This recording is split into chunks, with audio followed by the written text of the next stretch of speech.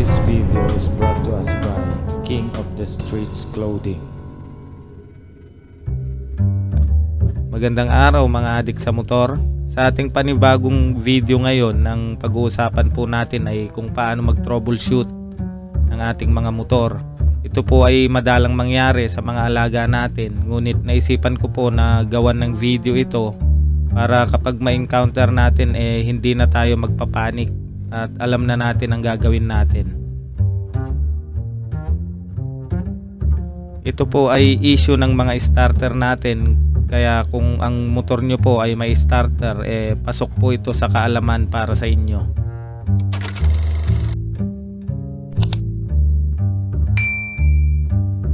Yan po ang ituturo ko sa inyo, kung ano ang basic trick o troubleshoot sa inyong mga motor. At kung bago ka lang sa aking channel, bago po tayo magsimula, baka gusto mong i-click yung subscribe button kasama ng notification bell para updated ka sa aking mga bagong video. At mag-like at comment ka na din sa mga video ko, baka isa ka sa mga mapili ng aking admin at mabigyan ng piyesa para sa inyong alagang motor. Nasubukan nyo na bang mag-wild ang inyong mga motor? Kadalasan po yan sa carburetor o cable nya na madumi. Kalimitan, ang una nating ginagawa patayin kaagad ang susian. Ngunit ang ating pag-uusapan ngayon ay marahil hindi nyo pa po na-experience.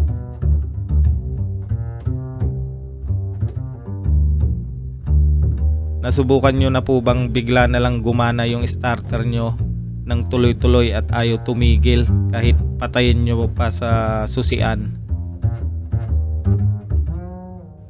Sa katagalan po minsan o sa madalas na pagwawashing, nagiging epekto ito, ngunit wag mabahala kasi basic issue lang po ito.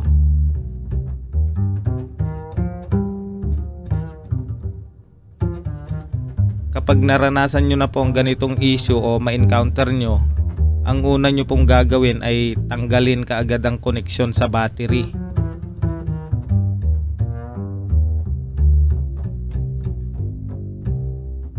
Ito po ay para maiwasan natin na malowbat ang baterya, lalo na po kung wala kayong kick starter. Kadalasan po yan sa mga Mio, Sporty, sa mga scooter tinatanggal po yung kick starter. Lalo na kung ang gamit nyong stator naka full wave na po siya.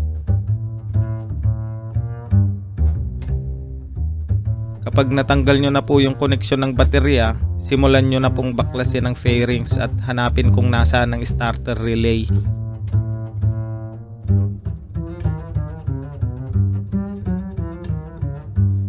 Ngunit kung accessible naman po ang inyong starter relay, kahit hindi na po kayo magbaklas ng fairings.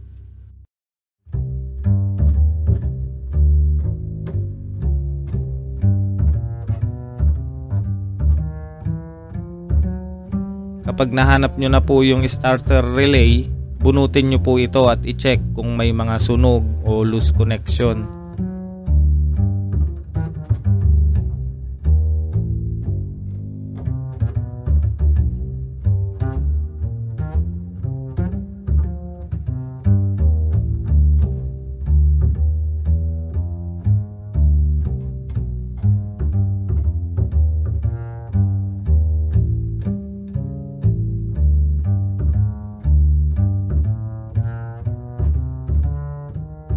At kung maayos naman po ang koneksyon sa kanyang mga socket, maaari nyo na po itong ibalik at ikabit ang koneksyon ng baterya.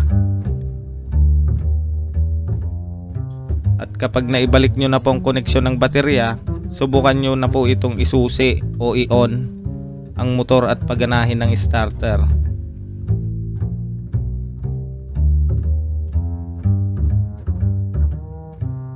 Yan lang po ang gagawin nyo, bubunutin lang po yung starter relay, tapos ibabalik at babalik na po ito sa dati.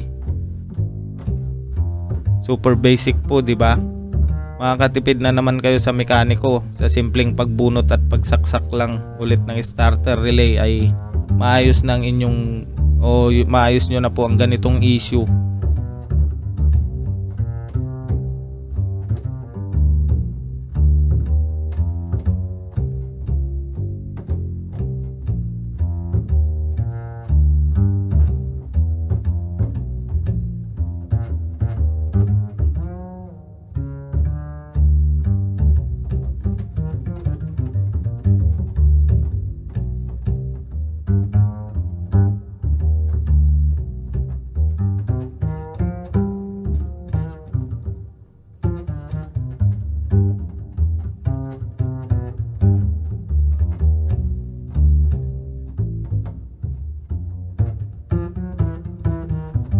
Sa tutorial po na ito, sana may natutunan kayo, at kung mangyari man ito sa inyo o sa mga tropa natin na mga addict din sa motor, wag po kayong mag-atubili na tumulong. Maraming salamat po sa inyong panunood. Hanggang sa muli. Peace!